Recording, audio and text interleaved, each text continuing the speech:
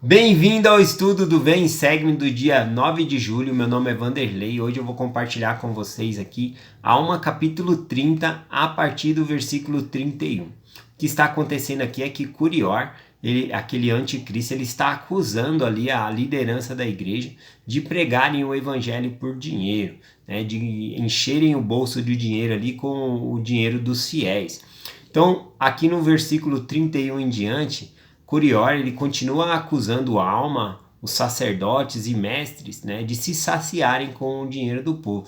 Então Alma ele responde a essa acusação a Curior aqui, tá bom? Então diz assim, ó, e falou usando palavras cada vez mais exaltadas diante de Alma, e insultou os sacerdotes e mestres, acusando-o de desviarem o povo segundo as tolas tradições de seus pais, para saciarem-se com o trabalho do povo.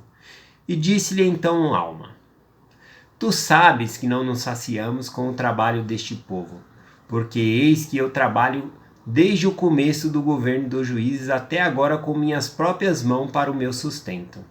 Apesar de minhas inúmeras viagens por toda a terra, a fim de pregar a palavra de Deus a meu povo.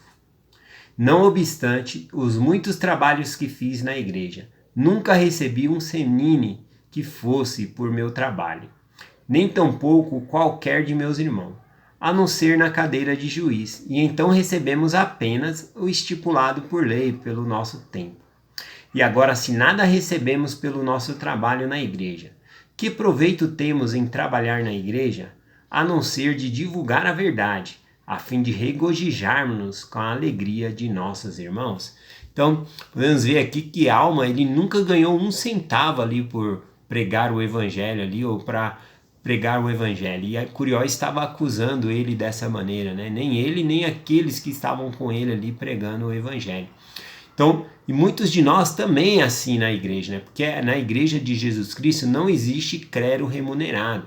Ou seja, o chamado de bispo, e o bispo não recebe um salário para ser chamado de bispo, nem presidente do coro, nem presidente de cidade de socorro, você que é um professor na igreja, ou qualquer chamado ali, né, dentro da igreja, não existe um clero remunerado. Nós fazemos isso por amor ao Pai Celestial, nós consagramos nosso tempo, talento, em benefício, né, de outras pessoas. Então, eu gostaria de falar um pouquinho sobre essa concordância dentro da Bíblia, né, de não ter clero remunerado dentro da igreja.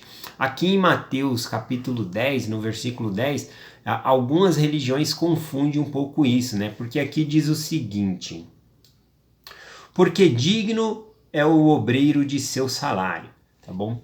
Então, dependendo da tradução da Bíblia aí que você estiver usando, vai estar aqui, digno é o operário do seu alimento, né?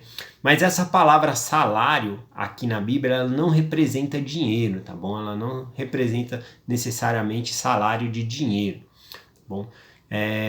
A palavra dinheiro na Bíblia, ou assalariado, significa jornal, que é o dinheiro, ou jornaleiro, um assalariado, né? Nós podemos ver isso lá na parábola do filho pródigo, né, que é Lucas capítulo 15, lá no versículo 17, né, quando o filho pródigo disse que caindo em si, ele disse, né, quantos jornaleiros de meu pai, né, têm pão em abundância e eu aqui padecendo de fome. Então, quantos assalariados do pai deles, né, tinha pão em abundância ali e ele estava padecendo fome. Então, a palavra salário na Bíblia significa jornal, se você está querendo se referir a dinheiro. Quer ver? Vamos pegar essa palavra salário aqui e colocar em outro versículo também que fala sobre isso, para você ver que não significa dinheiro. É lá em Romanos, capítulo 6, versículo 23, diz assim: porque o salário do pecado é a morte. Então, se você pegar a palavra salário nesse contexto e colocar dinheiro, não dá certo, né? Porque ó, o dinheiro do pecador é a morte. Não tem nada a ver. Então, qual que é essa palavra aqui? A palavra salário na Bíblia significa recompensa. E aí sim o versículo fica certo, porque diz a recompensa, né, de quem continua no pecado é a morte espiritual, vai ter que viver afastado da presença de Deus.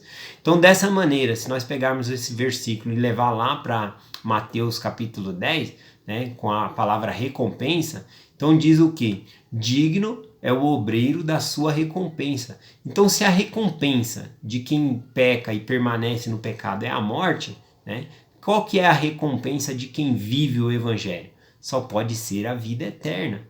Tá bom? Até mesmo porque as pessoas que utilizam esse dinheiro aqui com desculpa para ganhar dinheiro como salário porque prega o evangelho, né, eles se esquecem dos versículos aqui para cima. Ó. Vamos acompanhar do versículo 8 em diante aqui, ó, de Mateus 10. Diz assim, ó: curai os enfermos, purificai os leprosos, ressuscitai os mortos, expulsai os demônios. De graça recebeste, de graça dai. Não possuais ouro, nem prata, nem cobre, nem vosso cinto, nem alforge, nem pelo caminho, nem duas túnicas, né? Nem sandálias, nem bordão, porque digno é o operário do seu alimento, ou digno é o obreiro, né, da sua recompensa, né, do seu salário.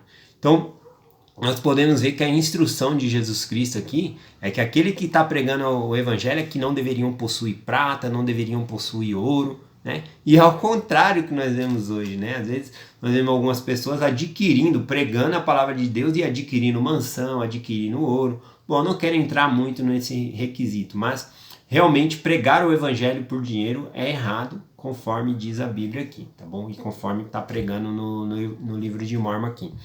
Bom, eu gostaria de compartilhar uma experiência, né, que aconteceu lá na missão no tempo em que eu estava lá. Eu fiz a missão Brasil-Goiânia do ano 2001 até o ano 2003.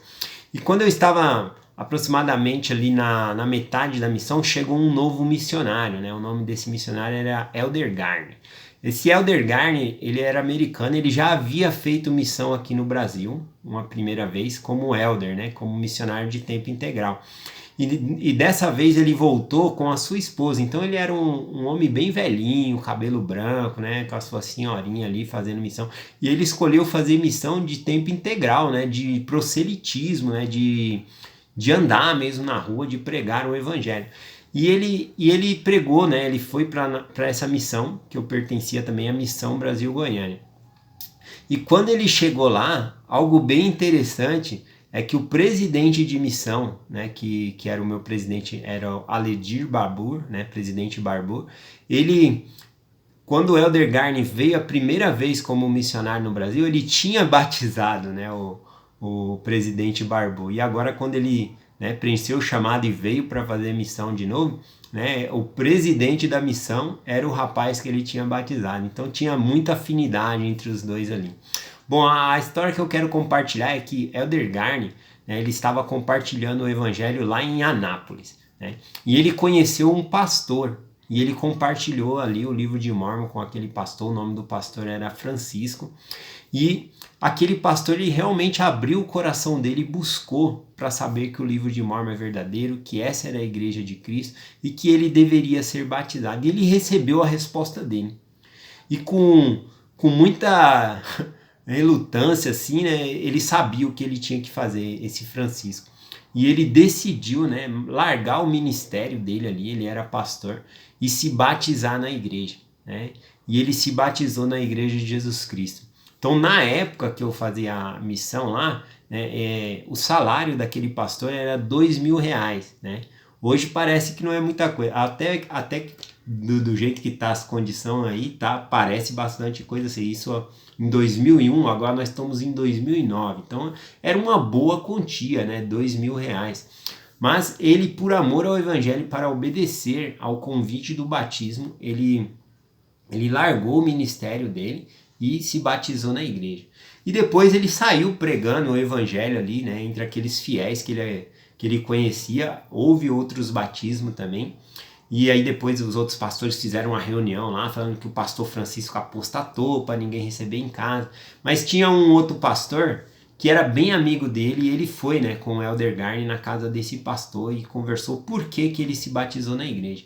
E esse também passou a acreditar, né, no livro de Mormon, recebeu a resposta. Porém, ele falou, olha, eu não posso, eu acredito, eu recebi a resposta, mas eu não posso ir, porque é daqui que eu tiro o sustento, né, da minha família. Então, por conta disso, eu não posso fazer isso com a minha família, né? Então, Aí ele acabou não se batizando. Mas o Francisco, né, que era o pastor Francisco, ele se batizou e permaneceu firme na igreja.